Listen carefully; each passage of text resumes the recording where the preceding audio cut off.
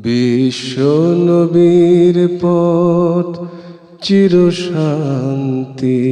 পথ, অশান্ত বিশ্বে তুমি রহমত। এসো তাই মেধা মননে জেনে নি।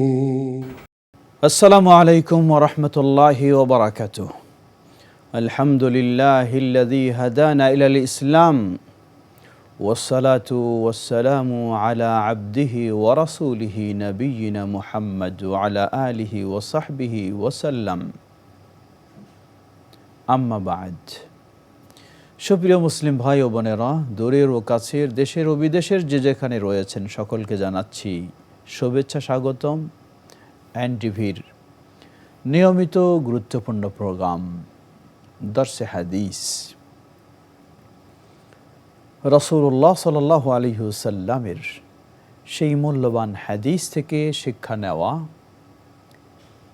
এই প্রোগ্রামের একটি মূল উদ্দেশ্য। বিশেষ করে ইমাম নববী রাহিমাহুল্লাহ সংকলিত রিয়াদুস সালেহীন থেকে নির্ধারিত বিষয়ভিত্তিক এই পর্বে, এই প্রোগ্রামে আমরা হাদিসের দর্স নিয়ে থাকি। অন্য দিনের ন্যায় আজকেও আমরা একটি নির্দিষ্ট বিষয়কে সামনে রেখে কিছু হাদিস শুনব, শিক্ষা নেব।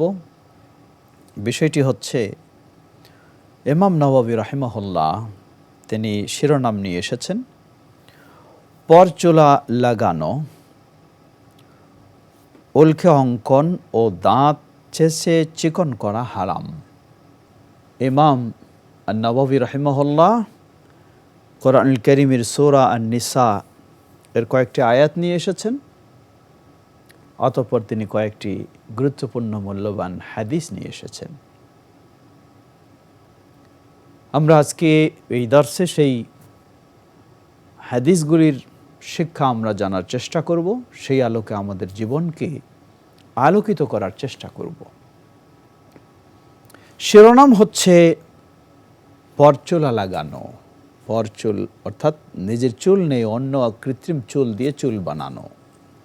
ঠিক অনুরূপভাবে শরীরে বিভিন্নভাবে উল্কে অঙ্কন করা, অনুরূপভাবে দাঁতগুলিকে চিকন করে সৌন্দর্য বর্ধন করা, আরও কিছু আসবে যেগুলি হারাম।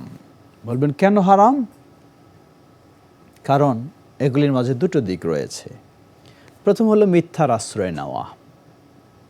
মিথ্যার আশ্রয় নেওয়া, আমার চুল নেই, আমি আরেকজনকে দেখাচ্ছি আমার অনেক সুন্দর চুল, এটি সম্পূর্ণ মিথ্যার আশ্রয়। দ্বিতীয়, এসব বিষয়গুলিতে আল্লাহ সুবহানাহু ওয়া তাআলার সৃষ্টিকে বিকৃত করা হয়। এ কারণেই এটি একটি বড় ধরনের প্রতারণা, আসল রূপকে নষ্ট করে দেওয়া, অবস্থাকে বিকৃত করা, তাই সেটি ইসলামে নিষিদ্ধ। আল্লাহ রাব্বুল আলামিন ইবলিসের কর্ম সম্পর্কে বিভিন্ন জায়গায় তুলে ধরেছেন। সূরা নিসার 117 এবং হতে 121 পর্যন্ত এই আয়াতগুলিতে ইবলিস কিভাবে সে মানুষকে বিভ্রান্তিতে নিয়ে যাবে, বেশ কিছু চিত্র আল্লাহ রাব্বুল আলামিন এখানে তুলে ধরেছেন, যেগুলির মাধ্যমে বোঝা যায় যে এই ধরনের কৃত্রিম, নিজের অবস্থাটাকে কৃত্রিমভাবে পরিবর্তন করা, এটি হলো ইবলিসের একটি চক্রান্ত, ইবলিসের একটি কর্ম, ইবলিসের একটি ধোঁকা। এর মাধ্যমেই সে মানুষকে বিভ্রান্তিতে নিয়ে যায়। রাসূলুল্লাহ সাল্লাল্লাহু আলাইহি ওয়াসাল্লামের বেশ কয়েকটি হাদিস ইমাম নববী রাহিমাহুল্লাহ তিনি এই পর্বে নিয়ে এসেছেন। যেমন প্রসিদ্ধ সাহাবী আন আসমা রাদিয়াল্লাহু তাআলা আনহা আন্না ইমরাআতান সাআলাতিন নবী সাল্লাল্লাহু আলাইহি ওয়াসাল্লাম।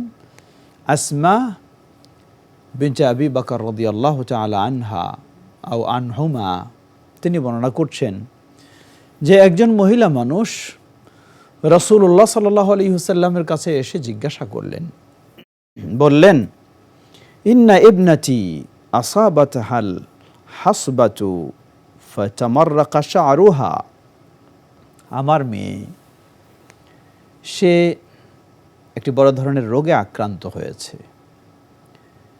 যেই রোগে আক্রান্ত হওয়ার কারণে, বসন্ত জাতীয় রোগে আক্রান্ত হয়েছে, এই রোগে আক্রান্ত হওয়ার কারণে আমার মেয়ের মাথার চুলগুলো সব পড়ে গেছে, ঝরে গেছে চুল, মাথায় চুল নেই।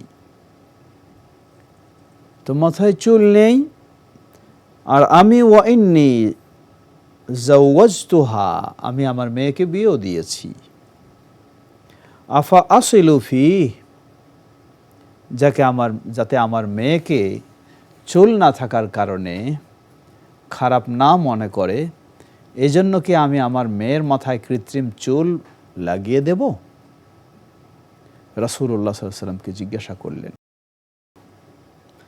রাসূলুল্লাহ সাল্লাল্লাহু আলাইহি ওয়াসাল্লাম জবাব দিলেন, করবে কি করবে না এটা বললেন না, খালি বললেন লাআনাল্লাহুল ওয়াসিলাতা ওয়াল মাওসুলা, যে এই ধরনের কৃত্রিম চুল লাগায়, এই কাজটা যে করে এবং যার জন্য করা হয়, উভয়ের প্রতি আল্লাহর লানত, উভয়ের প্রতি আল্লাহর অভিশাপ। সুবহানাল্লাহ। আল্লাহ রাসূল সাল্লাল্লাহু আলাইহি ওয়াসাল্লাম এই কথা জবাব দিলেন। এর মানে তিনি বুঝালেন যে তুমি যদি এই কাজ করো, করার ব্যবস্থা নাও, যার জন্য করাও, সকলের প্রতি আল্লাহর অভিশাপ হবে। এই কাজ হারাম, এটি কখনো বৈধ নয়। কেন? যে তোমার মেয়ের যে অবস্থা, যদি তুমি কৃত্রিম চুল তাকে লাগিয়ে দাও, তাহলে মানুষ তার কাছে ধোঁকা খাবে, সে একটি মিথ্যার আশ্রয় নেবে। ইসলামে মিথ্যার আশ্রয় নিয়ে মানুষকে ধোঁকা দেওয়া এটি কখনোই বৈধ নয়। তাই এই কাজটি হারাম। রাসূলুল্লাহ সাল্লাল্লাহু আলাইহি ওয়াসাল্লাম তিনি জবাব দিলেন যে এই কাজ করবে এবং যার জন্য করা হবে, উভয়ের প্রতি আল্লাহর লানত।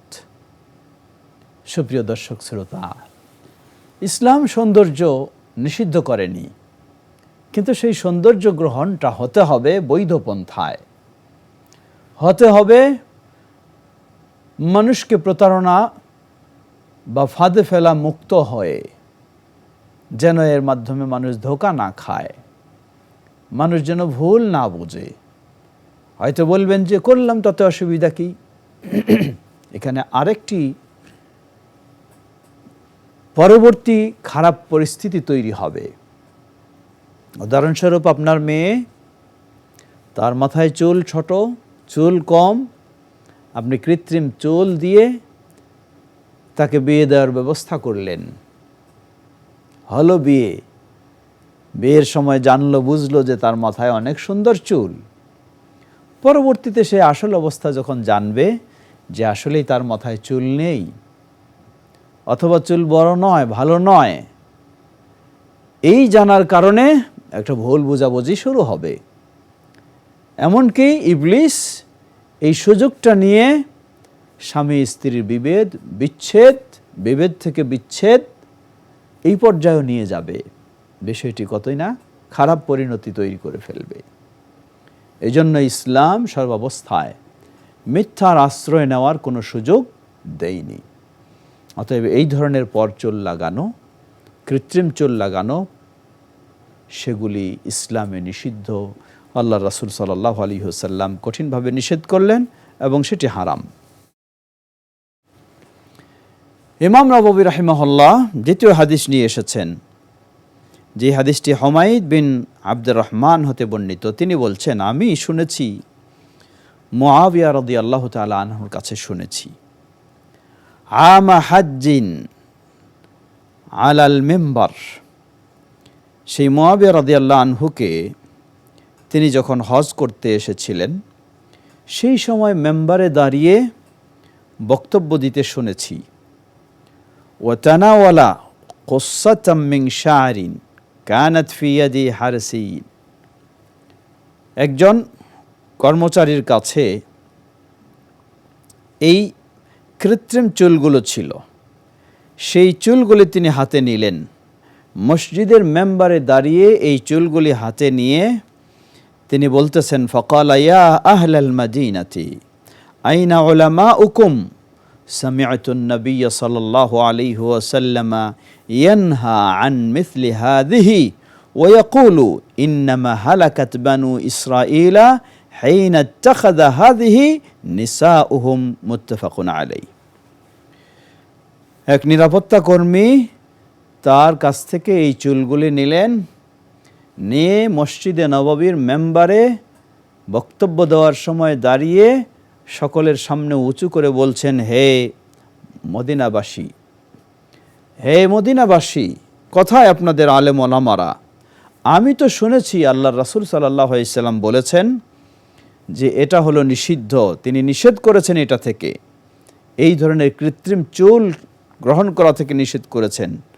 এবং তিনি বলেছেন, জেনে রাখো, ইন্নামা হালাকাত বানু ইসরাঈল হাইনা ইত্তাখাযা হাযিহি নিসাউহুম, বনি ইসরাঈল ধ্বংস হয়ে গেছে যখন বনি ইসরাঈলের নারীরা এই ধরনের কৃত্রিম চুল গ্রহণ করেছিল।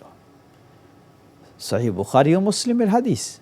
সুপ্রিয় দর্শক শ্রোতা, আমরা হাদিসটি একটু বিশ্লেষণ করব। আমরা যে হাদিস প্রসিদ্ধ সাহাবী মুআবিয়া রাদিয়াল্লাহু আনহুর হাদিসটি শুনছিলাম। মুআবিয়া রাদিয়াল্লাহু আনহু তিনি শামে অবস্থান করতেন। হজের সময় মক্কা এবং মদিনা, মক্কায় তো হজের কাজ, মদিনায় জিয়ারতে তিনি আসলেন। এসে মসজিদে নববীর মেম্বারে দাঁড়িয়ে তিনি বক্তব্য রাখছিলেন। সেই সময় একজন নিরাপত্তা কর্মীর কাছ থেকে তিনি এই কৃত্রিম চুলগুলি নিলেন, নিয়ে সকলের সামনে দেখালেন, দেখো হে মদিনাবাসী, কোথায় তোমাদের আলেম ওলামারা?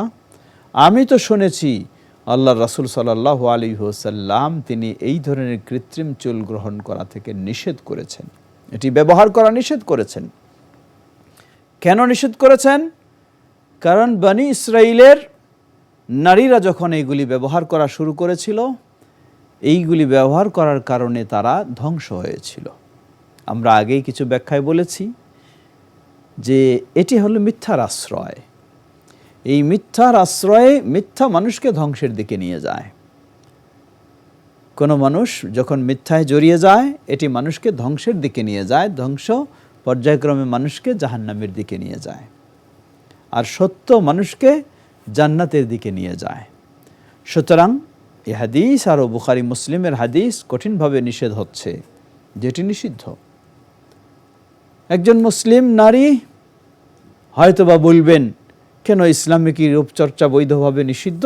জবাব, না, বৈধভাবে ইসলামে রূপচর্চা নিষিদ্ধ নয়। বৈধভাবে অবশ্যই অনুমতি রয়েছে, নিষিদ্ধ হলো অবৈধভাবে। অবৈধ মানেই হলো মিথ্যার আশ্রয় নেওয়া। এই পরচুলা লাগানো, কৃত্রিম চুল লাগানো, এটি তো মিথ্যার আশ্রয়। সুতরাং এই মিথ্যার আশ্রয় দিয়ে রূপচর্চা করা ইসলামে অবশ্যই নিষিদ্ধ, সেটি হোক পুরুষের, হোক নারীর, যারাই হোক না কেন। আল্লাহ আমাদের সকলকে বিষয়টি ভালোভাবে উপলব্ধি করার এবং মিথ্যার আশ্রয় নেওয়া থেকে বিরত থাকার তৌফিক দান করুন। মনে রাখবেন, দুনিয়ার রূপচর্চা যথেষ্ট, এটি শেষ নয়। দুনিয়ার জীবনটাই আমার শেষ নয়। দুনিয়ার জীবন, আল্লাহ রাসূল সাল্লাল্লাহু আলাইহি ওয়াসাল্লাম বলেন, জেনে রাখো, দুনিয়ার জীবনটা হলো একজন পথিক গাছের ছায়ায় যেমন সে ক্ষণিক বিশ্রামের সুযোগ নেয়, এটি হলো দুনিয়ার জীবন মানুষের। দুনিয়া থেকে কখন আমাকে, দুনিয়ায় আমি এসেছি, কিছু সময় অবস্থান করব, আবার আমি দুনিয়া থেকে বিদায় নিয়ে চলে যাব। আসল রূপচর্চা হবে আপনার জান্নাতে, যদি আপনি জান্নাতি হতে পারেন ইনশাআল্লাহ। আল্লাহ সুবহানাহু ওয়া তাআলা বলেন, মা তাশতাহি আনফুসুকুম ওয়া মা তাদউন। জান্নাতীরা জান্নাতে যখন যাবে, নারী হোক বা পুরুষ হোক, যা তাদের মন চায়, যেই ধরনের রূপচর্চা, যেই ধরনের উপভোগ, সুবহানাল্লাহ, চাওয়া দেরি হতে দেরি নয়। সেই জান্নাতকে প্রাধান্য দিয়ে, আখিরাতকে প্রাধান্য দিয়ে মিথ্যার আশ্রয় নেওয়া, যেগুলি ইসলাম নিষেধ করেছে, সেগুলি থেকে আমরা বিরত থাকার চেষ্টা করব। আল্লাহ আমাদের তৌফিক দান করুন। এ পর্যায়ে দ্বিতীয় আরেকটি হাদিস, যেটি প্রসিদ্ধ সাহাবী আব্দুল্লাহ ইবনে ওমর রাদিয়াল্লাহু তাআলা আনহুমা হতে বর্ণিত। আন্না রাসূলুল্লাহ সাল্লাল্লাহু আলাইহি ওয়াসাল্লাম লা'নাল ওয়াসিলাতা ওয়াল মুস্তাওসিলা ওয়াল ওয়াশিমা ওয়াল মুস্তাওশিমা। আল্লাহ রাসূল সাল্লাল্লাহু আলাইহি ওয়াসাল্লাম তিনি বলেন, লা'নাল্লাহু আল ওয়াসিলাতা ওয়াল মুস্তাওসিলা। আল্লাহ সুবহানাহু ওয়া তাআলার লানত, রাসূলুল্লাহ সাল্লাল্লাহু আলাইহি ওয়াসাল্লামের লানত, তিনি অভিশাপ করেছেন ওই নারীর উপরে যেই নারী কৃত্রিম চুল লাগিয়ে দেয়, ওই নারীর প্রতি যেই নারী কৃত্রিম চুল নিজের জন্য লাগায়, যাকে লাগানো হয় দুজনের জন্যই। তাহলে বোঝা যায় যে এটি শুধু কি নয়, যেই নারী মিথ্যার আশ্রয় নিয়ে এই কৃত্রিম চুল দিয়ে রূপচর্চা করবে শুধু সেই অপরাধী নয়, বরং যে এই খারাপ কাজটা করে দেবে, এই পেশাটাও হলো নিষিদ্ধ, এই পেশাটাও হারাম, এই পেশাটাও অবৈধ, সেও লানতের অভিশাপের পাত্র। বিষয়টি আমাদেরকে ভাবতে হবে। ওয়াল ওয়াশিমাতা ওয়াল মুস্তাওশিমা। অনুরূপভাবে আল্লাহ রাসূল সাল্লাল্লাহু আলাইহি ওয়াসাল্লাম একইভাবে তিনি বলেছেন যে ব্যক্তি কি করে, যে নারী সেই নিজের শরীরে এই উল্কি অঙ্কন করে। বিশেষ করে আমরা পাশ্চাত্যের মানুষদের মাঝে এই চর্চাগুলি বেশি দেখি। আল্লাহ সুবহানাহু ওয়া তাআলা তাকে যে সৌন্দর্য দিয়েছেন এটিকে বিকৃত করে ভিন্ন কিছু অঙ্কন করার মাধ্যমে। সেগুলি হতে পারে প্রতিমা, হতে পারে বিভিন্ন মূর্তি, ছবি, অথবা বিভিন্ন কোনো লেখা বা কোনো নকশা ইত্যাদি। সেটি সম্পূর্ণ নিষিদ্ধ, এটি হারাম। হয়তো আপনি বলবেন কেন হারাম? আমরা আগেই বলেছি যে ইসলামে যা হারাম আপনাকে মনে রাখতে হবে এটি অবশ্যই মানুষের জন্য ক্ষতিকারক, কখনো এটি উপকারী নয়। কোনো না কোনো দিক থেকে সেটি হয়তো আমি বুঝি না, আমি জানি না, কিন্তু এটি অবশ্যই মানুষের জন্য ক্ষতিকারক। সর্বশেষ আরেকটি হাদিস এ পর্বে নিয়ে এসেছেন, যে হাদিসটি অত্যন্ত গুরুত্বপূর্ণ, আমরা শুনব। প্রসিদ্ধ সাহাবী আব্দুল্লাহ ইবনে মাসউদ রাদিয়াল্লাহু তাআলা আনহু হতে বর্ণিত। আব্দুল্লাহ ইবনে মাসউদ রাদিয়াল্লাহু তাআলা আনহু,